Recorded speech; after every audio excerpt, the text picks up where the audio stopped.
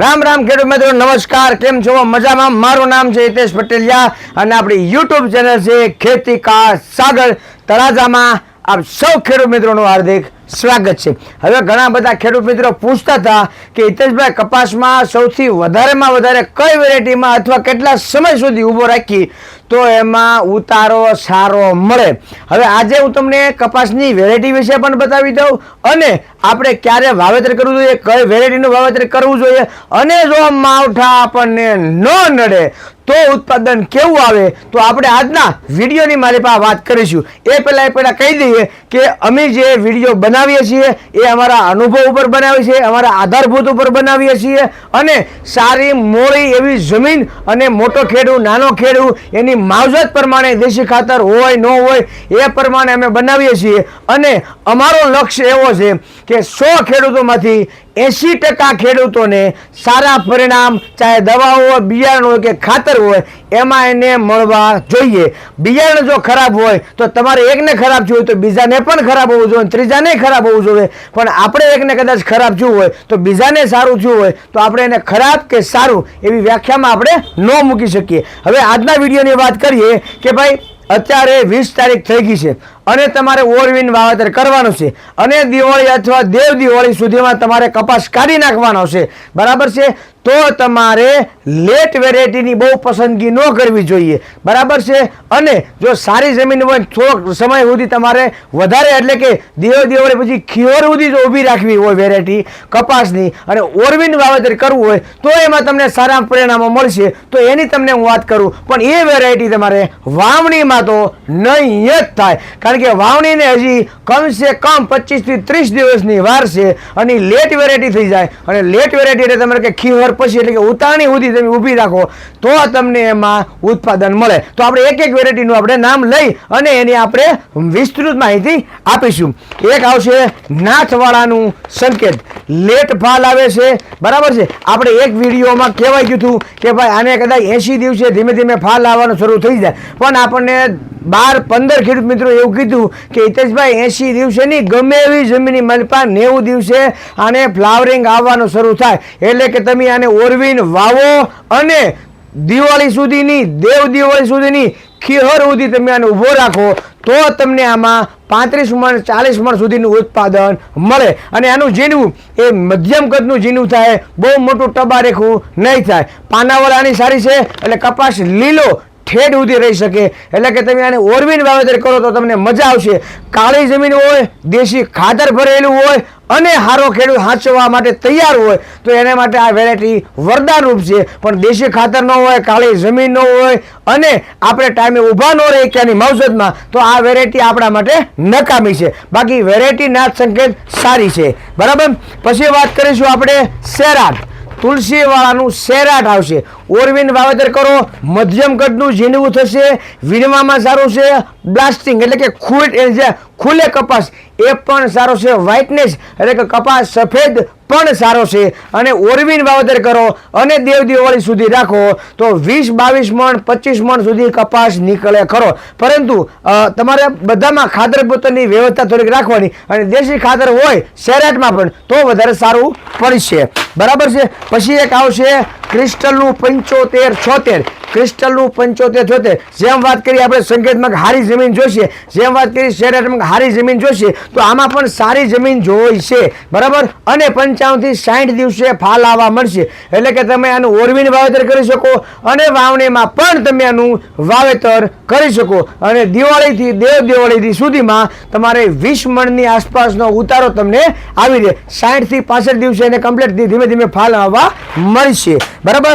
એક છે પછી અર્લી વેરાયટી આવશે તમારે થોડીક અર્લી વેરાયટી કે ભાઈ 50 થી 55 દિવસે આને ફાલ આવવા મળશે। આને તમે ઓરવીન વાવેતર કરી શકો અને વાવણીમાં પણ વાવેતર કરી શકો, બરાબર છે। ઝીણવાની સાઈઝ મધ્યમ કદની રહેશે, એક આરે હાર કતરા ઝીણવા તંતરે બાદ છે અને બ્લાસ્ટિંગ પણ સારું છે।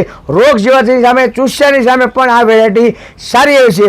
અંકુર કંપનીનું પુષ્કર, બરાબર। હળવી જમીન છે તો થોડોક ઓછો ઉતારો આવશે, હારી જમીન છે તો થોડોક ઉતારો સારો આવશે। અંકુર પુષ્કર પણ કરી શકો। એક આવશે નવાબ નુજીવીડી સીડ્સ કંપનીનું, નવા પ્રભાત સીડ્સ કંપનીનું નવાબ. નુજીવીડી એટલે કે મેન ગ્રુપ જ છે, એનું એક નાનો એવો ગ્રુપ છે પ્રભાત સીડ. નવા વેરાયટી સારી છે. આને 55 થી 65 દિવસે ફ્લાવરિંગ આવે છે. સાથે સાથે મોટા ઝીંડવા થાય છે, હાર કતડીમાં ઝીંડવા થાય છે. છેલ્લે થોડા કપાસ જે પાન છે એ લાલ થવાનો પ્રશ્ન રહેશે, એટલે કે થોડીક ફૂગ લાગે છે ટપકી વાળી, એટલે કે હેક્ઝાકોનાઝોલ કે સાપ પાવડર જો તમે પહેલેથી હરેક વેરાયટી કપાસની વેરાયટીમાં થોડું થોડું આપતા જાવ તો પણ સારામાં સારી વેરાયટી છે. કારણ કે આમાં જે ઝીંડવા છે ને એ ઝીંડવાનો ઓરિજિનલ ફોટો છે અને સેજ લાલ થઈ જવાનો પ્રશ્ન રહે છે. એટલા માટે ખેડૂત મિત્રો, અનુભવના આધાર ઉપર કહું છું, કોઈ કંપનીને નબળી કે હું કહેવાય હલકી કહેવા માટે નથી કહેતો, બરોબર. ઝીંડવું મોટું આવશે, બ્લાસ્ટિંગ સારી આવશે, કપાસ ઠેઠ સુધી લીલો રહેવાની ક્ષમતા ધરાવશે.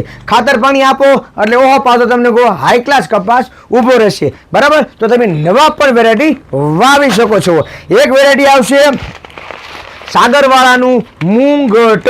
હવે આ વેરાયટી બધી વેરાયટીઓ કરતાં પાછી અલગ છે, બરાબર. કારણ કે આ વેરાયટીમાં જે ગુલાબી ઈયળ બીજી વેરાયટીમાં લાગે છે એની કરતાં એની સામે 90% સક્ષમ છે. કેટલી? 90% સક્ષમ છે.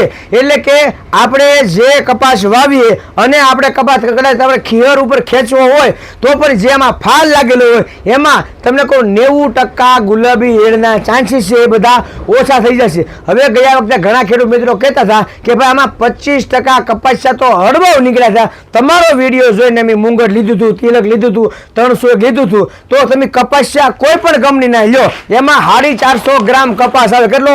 450 ગ્રામ કપાસ આવે અને 25 ગ્રામ નોન વીટી કપાસ આવે. એની કોડે 475 ગ્રામ કપાસ આવે. કુદરતની સાયકલ છે, બરોબર. કે જે જીવાત જન્મવાની છે એને ખાવા માટે કંઈક ને કંઈક જોઈશે, તો ખાવા માટે એને 25 ગ્રામ કપાસિયા આપેલા છે.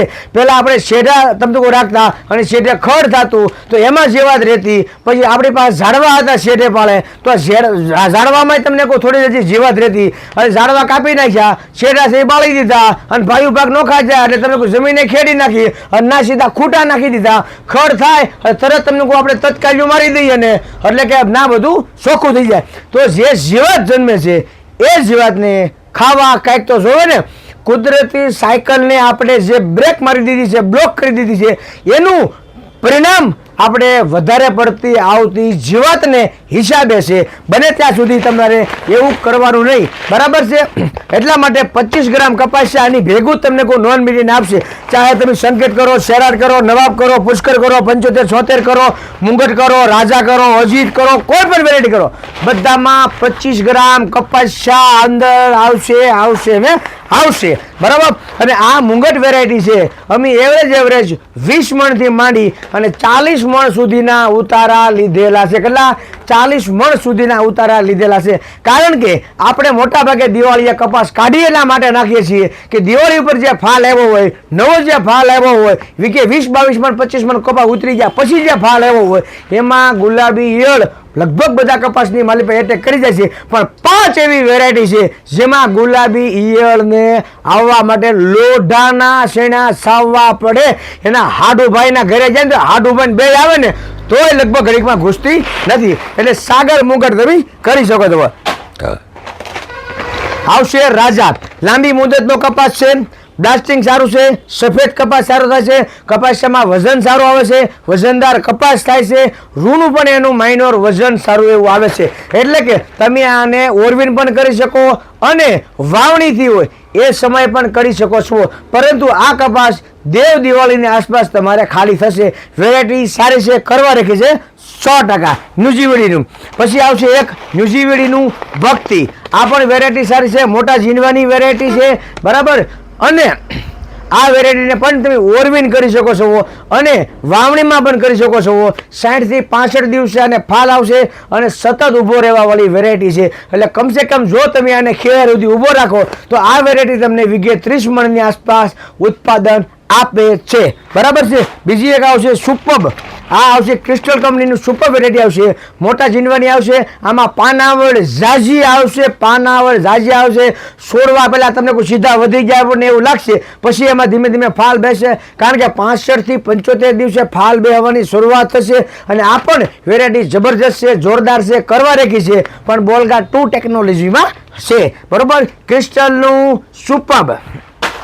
હવે આવશે રાશિવાળાની વેરાયટી, રાશિ 659 મોટા જીનવાની વેરાયટી છે. 20 થી 25% જીનવા 5 પેશીને આવશે, એટલા માટે કે એમાં કપાસિયાનો રૂનો માઇનર વજન આવશે. અને જે જીનવાનો વજન છે એ 5.5 ગ્રામથી માંડી અને 6.5 ગ્રામ સુધીનું જીનવાનું વજન આવશે. પણ રાશિની વેરાયટી છે એટલે સુસ્યા લાગશે તે એ પ્રમાણે જ આની વેરાયટીની પસંદગી કરવી. બરાબર છે.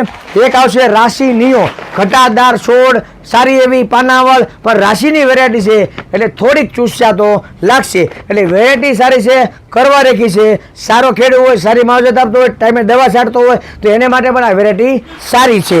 એક આવશે, હવે તમને કોઈ જે ખેડૂત મિત્રોને પિયત અથવા બિન પિયત કરવું છે અથવા મધ્યમ પિયત છે તો એને માટે અજીત 5 નંબરની વેરાયટી સારી છે. મધ્યમ કદનું ઝીણવું થશે, અમુક જમીનમાં અજીત 5 સારું ફાવી ગયેલું છે. જે ખેડૂત મિત્રોને દિવાળીએ કાઢી જ નાખવાનું છે એને માટે 5 નંબર સારી વેરાયટી છે. બરાબર છે. અને 5 નંબર ન કરવું હોય તો પછી 155 નંબરની વેરાયટી છે, એ પણ સારી વેરાયટી છે. અને આમાં સેજ ભાંગવાનો પ્રશ્ન રહેશે, અજીતમાં સેજ ભાંગવાનો પ્રશ્ન રહેશે, ચાહે તમે ગમે એવી વેરાયટી લ્યો. પણ જે 111 નંબરની વેરાયટી આવે છે, બરાબર, એમાં ભાંગવાનો પ્રશ્ન થોડો ઓછો આવશે. જે ખેડૂત મિત્રોને બિન પિયત કરવું હોય તો પણ એમને 111 સારી વેરાયટી છે, અને મધ્યમ પિયત કરવું હોય તો એમના માટે પણ સારી એવી વેરાયટી છે, કોઈ ચિંતા કરવા રાખી નથી. હાવ બિન પિયત જે ખેડૂત મિત્રોને કરવાનું હોય અથવા મધ્યમ પિયત હોય તો એમને નુજીવીડનું જે સીરી આવે છે એ સીરી સારી વેરાયટી છે. એક ફૂટે તમારે કપાસિયા સોંપી દેવાના, ફર્સ્ટ ક્લાસ તમારે, અને એક જ હારે વીણી આવી જશે, એક જ હારે બ્લાસ્ટિંગ આવી જશે. મજાની વેરાયટી છે. બરોબર. અને આ પણ તમને કોઈ સારી એવી વેરાયટી છે. એક આવશે વિપ્લવ વાળાનું 135 નંબરની વેરાયટી, મોટા જીંડવાની વેરાયટી છે, કાવેરી વાળાની વેરાયટી છે. ઉભરો છોડ થશે અને પછી એની બ્રાન્ચીસ ફેલાશે, એટલા માટે પિયત અને મધ્યમ પિયત માટે સારી વેરાયટી છે. જેમને એટીએમ કરવું હોય એ એટીએમ કરી શકે, અને એટીએમથી જો કંટાળી જાવ હોય તો તમે વિપ્લવ 135 નંબર પણ કરી શકો છો. કાવેરીવાળાની વેરાયટી છે, જુનોમેક્સ જબરજસ્ત વેરાયટી છે. એક આવશે બિન પિયત કરવી હોય તમારે તો રાશિની સ્વિફ્ટ આવશે, અને લઈ લો ભાઈ, તો અને રાશિની સ્વિફ્ટ આવશે અને રાશિનું એમએજ આવશે. આ પણ વેરાયટી તમે પિયત પિયત મધ્યમ પિયત કરી શકો અને બિન પિયતમાં પણ કરી શકો છો. 45 દિવસે ફાલ આવવા મળશે. બને ત્યાં સુધી બહુ પિયતમાં અને ન લઈ જાવી, મધ્યમ પિયત હોય ત્યાં સુધી વધારે મજા આવશે, કારણ કે આ રાશિની વેરાયટી છે, ચૂસ્યા તો લાગશે. બરાબર છે. હવે છે સાગર 301 નંબરની વેરાયટી, સાગર 301 નંબરની વેરાયટી.